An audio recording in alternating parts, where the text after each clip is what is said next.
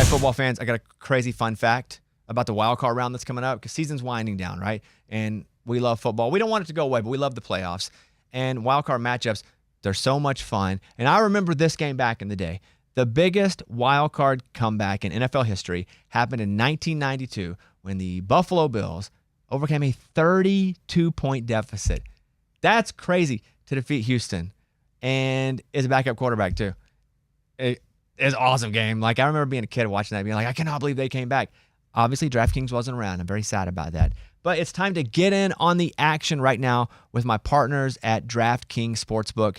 Don't miss out on these high-stakes moments with your picks with DraftKings. They're offering all new customers $200 in bonus bets instantly after you just bet $5. Think about that. You bet $5, you get $200 in bonus bets instantly.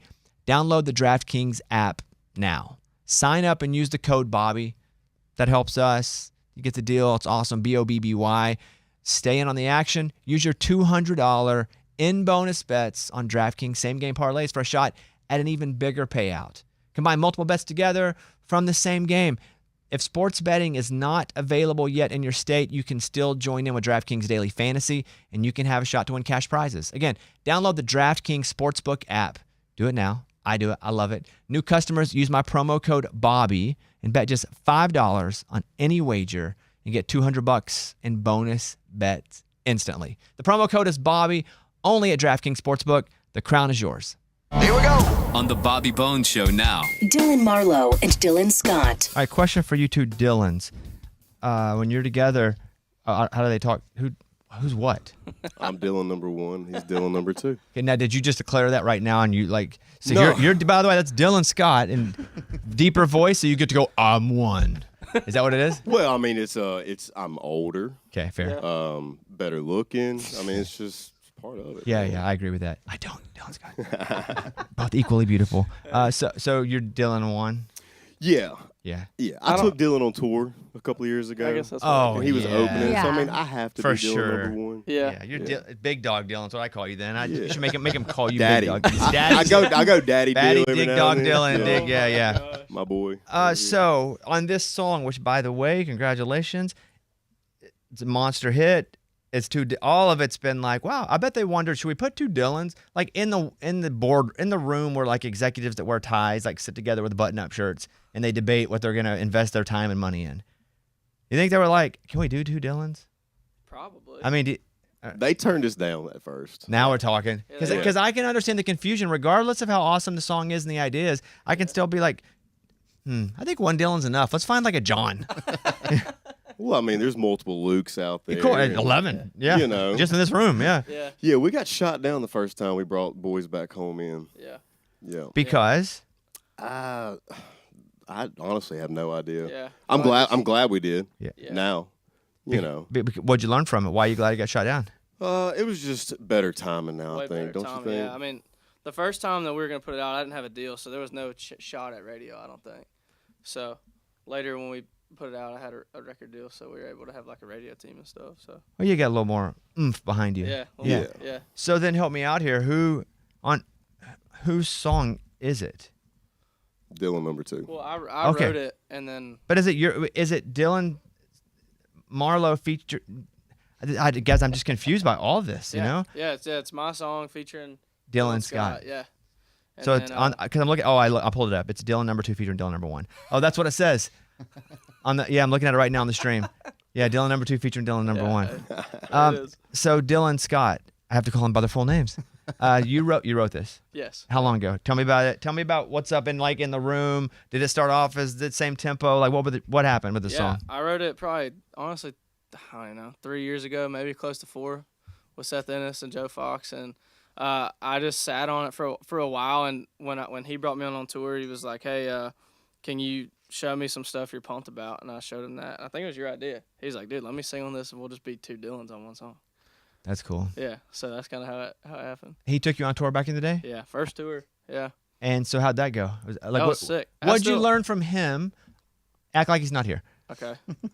If I had to, He I learned mean, a lot of what not to do. probably just not to take it too serious. Like everybody takes it. Every other tour we've been on has been great. It's been like, probably, I don't know. It's been really fun, But that tour like was probably the funnest ever because there's just no rules. It was just like, I mean, I think I remember taking a shower one day and I just turned the shower off and I look above me and there's like a 2-gallon jug of salsa that just got dumped on me in the shower. Huh. And so like it just Boy, Dylan Scott's wanted to party with. yeah. It feels like. I know. I think it's just like don't take it too serious. Like we're having fun out there and also just how to like I mean you're good at working crowds and stuff. So learning just Like watching him. Yeah.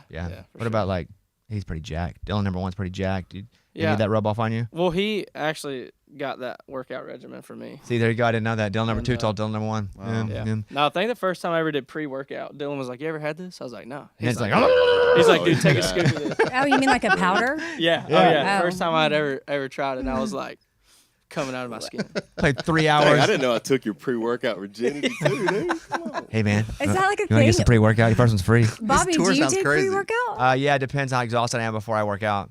If I'm like burnt and I haven't left the building since, and I have to work out at 3, Yeah. about 2:15, I'm scooping it up. About 2:58, I'm like, You dry scoop? let's go.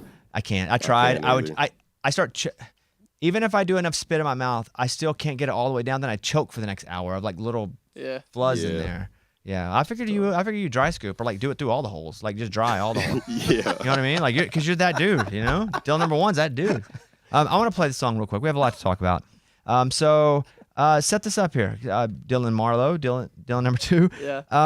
So when you put it out, the ceiling in your mind was hopefully a number 1, or hopefully it would just like catch on virally, or what? Yeah. I mean, he was like, "Dude, if we put this out, like we have a chance to go on the radio." And I'd had a song that I put out before that did like good, but right at the last second they decided not to send it to radio. So I'm like, this is just impossible.